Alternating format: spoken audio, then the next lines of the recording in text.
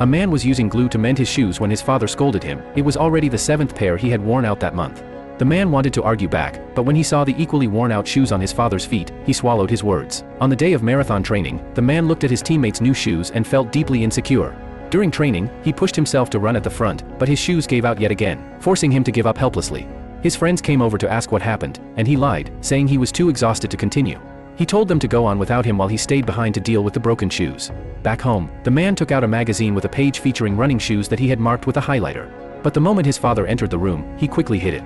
His father noticed the furtive movement and, upon seeing the marked page in the magazine, understood his son's desire. On the surface, the father continued to criticize his son for being wasteful, but in secret, he quietly tore out the page with the running shoe advertisement.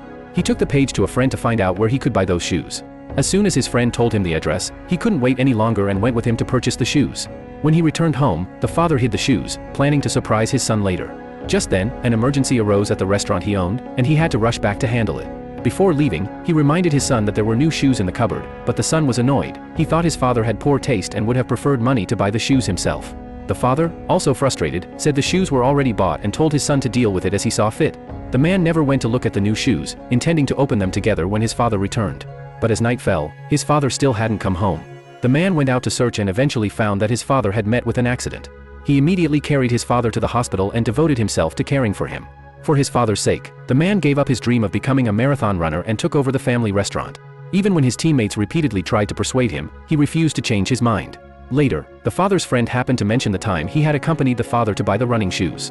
Only then did the man remember the new shoes in the cupboard his father had mentioned. He rushed home, opened the cupboard, and took out the shoes.